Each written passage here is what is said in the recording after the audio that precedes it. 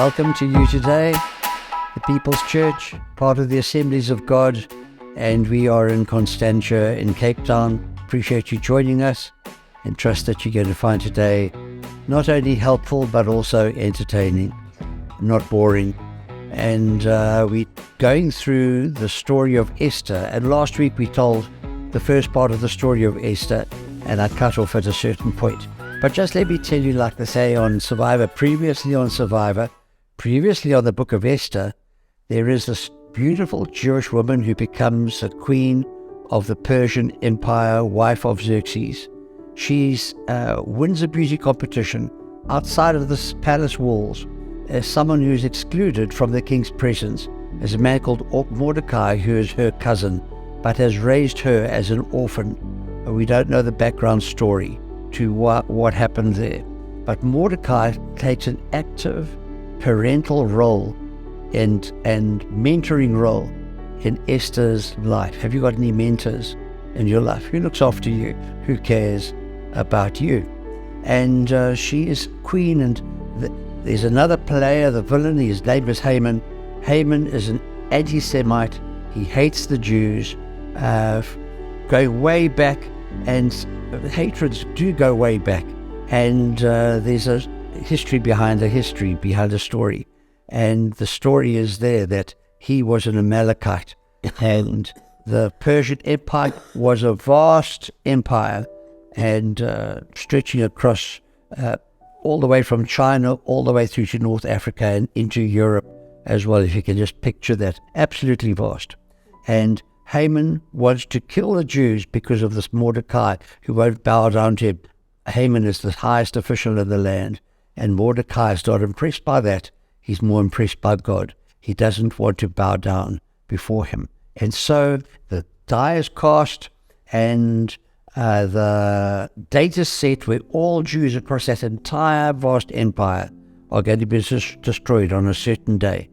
And then the king can't sleep at night, and he reads the minutes of their meetings and discovers that Mordecai had helped him in the past.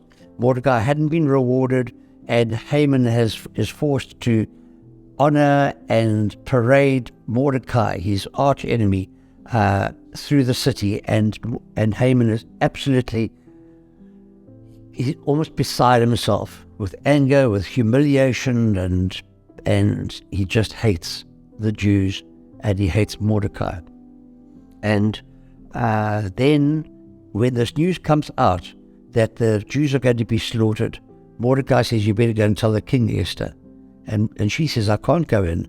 He says, you better go, because you're also a Jewess, and don't think you're going to be the only Jew who escapes what's happening. And so she says, if I die, I die. And she goes into the king's presence, and the king is really pleased with the sight of her, extends his rod to her, thus saving her life. And he says, what do you want? She says, I want you to come to dinner tonight. And so she prepares a dinner for the king, for Haman, and for herself. She's a strategic person. And then she won't come out with what's going on. And in her own mind and why she's doing what she's doing, she says, tomorrow night, I want you to have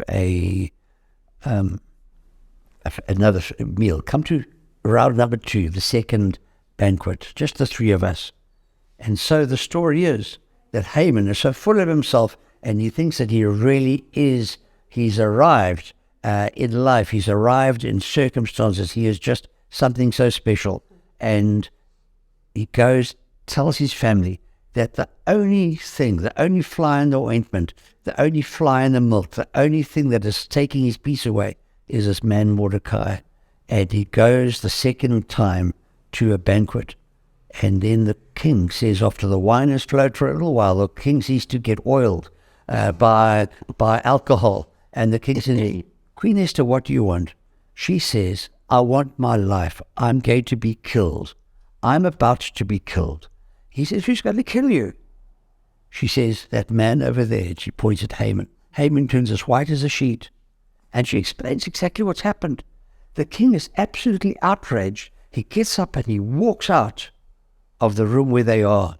And the So then after a little while, Haman goes to Queen Esther and he falls on her. He falls onto her lap saying, please save me, save me.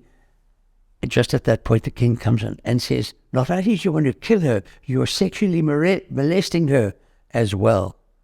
And one of the king's servants says, I know what you can do with this man Haman. There are these gallows. Haman had constructed this 75-foot high, 25-meter high, 8-story high gallows. And he says, you can hang him on that. And so Haman gets hung on his own gallows. Problem is that the king had made a decree. It had gone throughout that vast empire. Men on their fastest horses had come and said on a certain date, the Jews are going to be killed. And you can take their stuff for yourself. You can take all their property and make it your own. He said to everybody in his vast empire. And now what was going to be said? Because the law of the Medes and the Persians, once a law was made, it could not be changed. They would hide behind that. And so what was the king going to do? And so they puzzled it out, and they came to this. We can't change that law, but we'll make another law. The law is, on that certain date, anybody who comes to the Jews to kill them, the Jews can defend themselves, and they can take those people's property. And so it was a great victory for the Jewish people. So that's quite a story. It's quite a story that I've told you. You should read the book yourself. Read it in the Message version. It comes across so well and so impactfully in that particular version.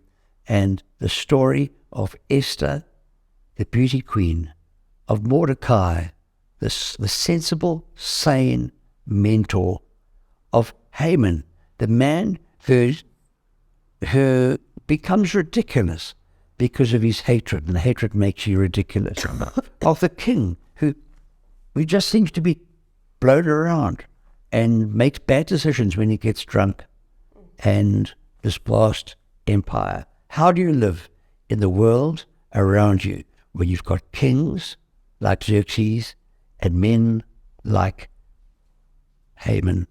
And so I've asked Laura to help me here and give a little bit of life application from the story of Esther. It really is quite a story.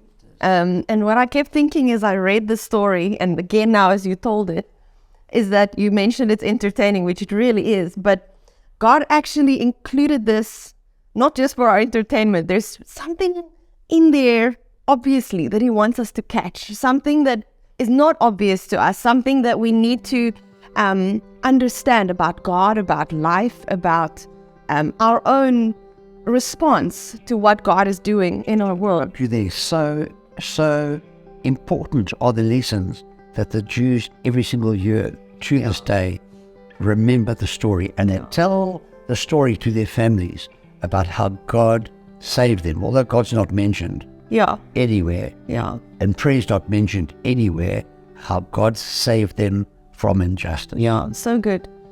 And what stands out to me about the story, this wild story that people remember and retell every single year, is how many just so happened moments there were in the story. Mordecai just so happened to be at the gate while the guards were talking. The king just so happened that he couldn't sleep and he wanted to read this particular scroll. Esther just so happened to be this beauty queen who was unmarried. I mean, what are the chances? Like so many just so happened moments. But the story is more than that, because it's almost like the coming together of the just so happens and an obedience and a willingness to go along with it, to be a part of the story and the momentum that God had already created in that story. Now, I wonder if you can think of a significant just so happened moment in your life. Perhaps a crazy story of how you met your spouse. Maybe someone gave you the wrong information and you showed up in the wrong place and you guys met and the rest is history. Or perhaps, the way you came to faith, the random stranger came to you and invited you to church and now you're a pastor. I mean, who knows? There's so many just so happened stories. There's a story from our previous church in Jakarta, where there was a group of people who were meant to go on this flight. And one of the people in this group was stuck in traffic, which made them all miss this flight. And this flight actually crashed with no survivors. And you can say it just so happened, but there was something about God that orchestrated things, that worked something out for us. And God is working, even if we don't see Him, even if we don't feel Him, even if we are going through our lives totally oblivious and unaware of Him. He is working. So it's God in our everyday lives. God in our everyday lives, in the big things, in the small things, and everything in between. And the beauty of it actually is that this story is not a picture of moral superiority in any way. In fact, it's very messy. But God is an expert at working in the mess. Proverbs 19 verse 21 says, "Many are the plans in a person's heart, but it is the Lord's purpose that prevails." So a question, what is God's purpose? I feel like that's a big question, but I feel like I've narrowed it down to what it speaks about in redemption, salvation, and making all things new. That is what God has been doing from the very beginning. And He is determined. He will prevail. He will make all things new. So why do we fight it? I wonder, why do we sometimes fight what God is doing? Because it's not like I don't want God to do these things in our world and in my life. But sometimes we struggle to say yes to God when He invites us to be a part of this. And sometimes it almost doesn't feel as obvious and as easy as we think it should be. Just a yes to being a part of what He's doing in our lives already. I think an obvious thing why we sometimes don't easily say yes is fear. And I want to sound like my psychologist for a minute, because fear is a bit of a overused word, and nobody really feels afraid if you think about that idea. But what if fear looks a little bit like avoidance and good excuses sometimes? A classic is, you don't know what the season of life for me looks like right now. This is just really tough. Like, I need to focus on myself a bit right now. Or another classic is I need to pray about it and hear from God clearly. And I think we both believe in God speaking, but sometimes the circumstances was enough communication that we don't really need more clear, the skies don't need to open up for us. And we can use religious language to avoid saying yes to God. Yes, actually, we sometimes say no without saying no. Yeah. When someone hustles me for something, I say, they want money or something from me. I say, or the telesales, I say, not this time or not today. Yeah, later. Yes, you're right. That is very true. Now, actually, Esther, I think about this avoidance and the excuses we make. Esther initially started off like that. When Mordecai said to her, "Listen, Esther, you need to go talk to the king," she was like, "Uncle, you don't know what happens to people when you approach the king. He will kill me unless he summoned you." And I feel like that was a very valid argument. It was a very valid reason, not to want to be executed. But as Jeff mentioned, she had this wonderful, also somewhat hardcore uncle who cared about her, and he was like, "Listen, there's one right way, and we're going to do it that way." And I'm thinking about it now. It's not like he didn't care whether she was killed. He loved her. So it was high stakes to him as well for her to approach the king. But he helped her gain some perspective. He said, "Listen, Esther, either you take this risk and you open yourself up to the hand of God to move on your behalf and to do something for you. Go along with the momentum. Go along with what God is already doing." He didn't say those words, but this is pretty much what he was getting at. Or else, the opposite is that you're going to get killed anyway. So either you go have this tough conversation, and I feel like this puts a whole new spin on a tough conversation, or you pretty much die anyway. So there's two options. And Jesus said something similar when he spoke in the Gospels, when he spoke to his disciples, and he said, you're all excited now to follow me, but there is a cost involved. You must carry your cross. He's saying, whoever wants to save their life will lose it, but whoever loses their life for me will find it. There's something counterintuitive about what Jesus asks us to do. And I mentioned that God's purpose and plan for our world is redemption and salvation and to make things new. Everything. He wants to make everything new. Our own lives, the lives of our loved ones, the lives of those that we don't love as well. He wants to redeem and make things new in our marriages, in our families, in our homes, in our community here in Cape Town. He wants to come and redeem and make all things new in this beautiful but sick and crippled nation of ours. God has a plan. He's already doing it. He's working. He's busy orchestrating and moving and shifting and exposing and raising people up and preparing people to take on a new position and to move into the right space. He is constantly just busy doing what he does, redeeming, making new, working towards his plan. And he is inviting people all over this world who are yes people to be a part of this redemption story. Anybody who's willing to say yes to God, he's saying, come on, let's go. Say yes to me and I'll use you. Yes for your family, yes for your own life, but also for the big picture plan that I'm busy working. The Esthers and the Mordecais in our world here today.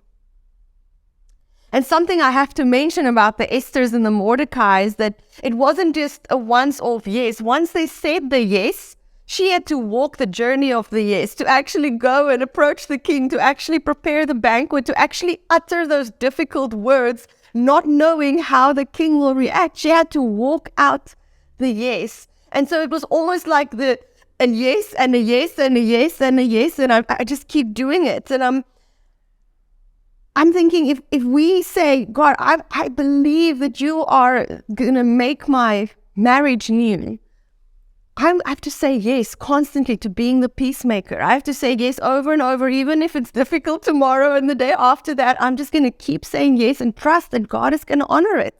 And he's going to meet me as I take that step and as I keep doing it over and over again.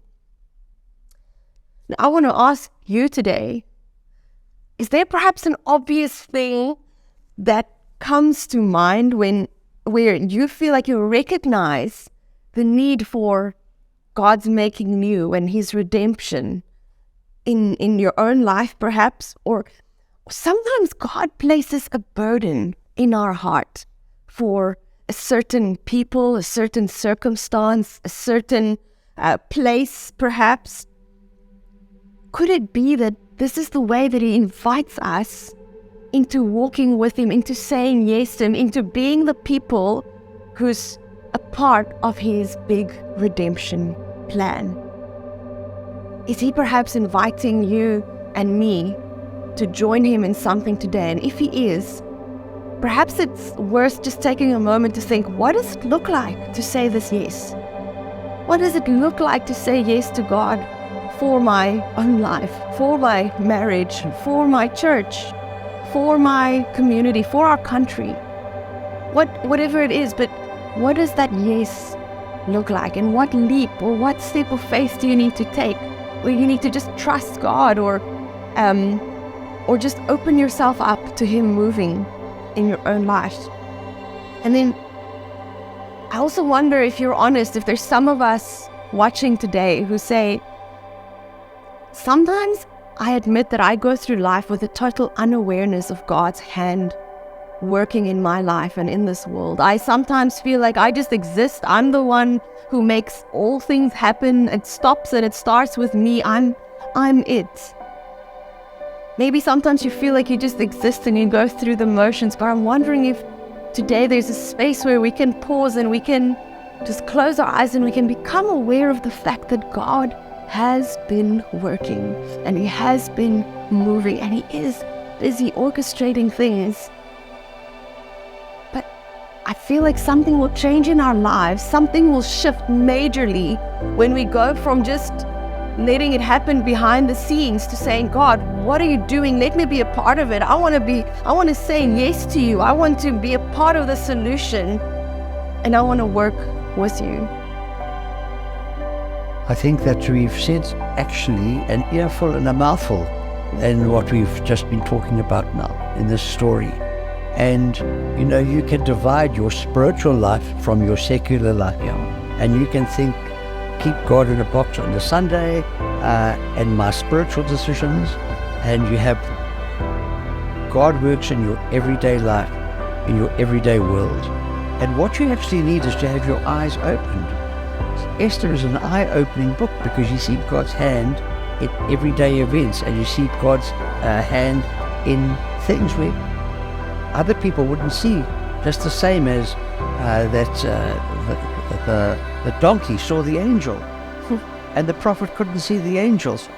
Sometimes we've got to have our eyes open to see God at work. God is at work in your life. God does have plans for you. God does have purposes for you. And so be a yes person. As Laura was saying, don't be a no person. Don't be an excuses person. Be a person of trust. Move forward and say, I'm going to take decisions, and realize that your faith is a faith journey. It's not a faith event. It's a faith journey. And be like Esther and be like Mordecai. Yea, for the book of Esther in the Bible, it teaches us a great, great deal. And I trust that you are encouraged, but I trust also that you will reset your life and reset your values, open your eyes. Trust God in your everyday life. Recognize that your secular gets invaded by God's plan, that He doesn't plan only work on Sundays and do nothing during the week. He's working in your life, in your circumstances, in everything that is around. I think that we need to pray for your life because you're also in danger. Don't think that you're going to be the only one who will escape. You are involved already. And so let's just pray. Now, Lord, I pray for everybody who has watched this today. And I pray, Lord, that each of us, Laura, myself, and anybody who's listening to our voices now, will have a fresh perspective, a fresh trust in you, a fresh willingness to say, I've got no guarantees. I will do what I'm supposed to do. It's never wrong to do the right thing. And so, Lord, I pray that you'll give us the courage that we need to live the life that we need and have the eyes that we need to see your hand in our everyday lives. We thank you, Lord, for the book of Esther and what it means to us in our lives. Amen. Amen. If you've enjoyed this and you want to talk about your own circumstance, we will engage with you. If you were to send an email or a WhatsApp or want a telephone conversation, we will engage with you. We will talk to you. God bless you.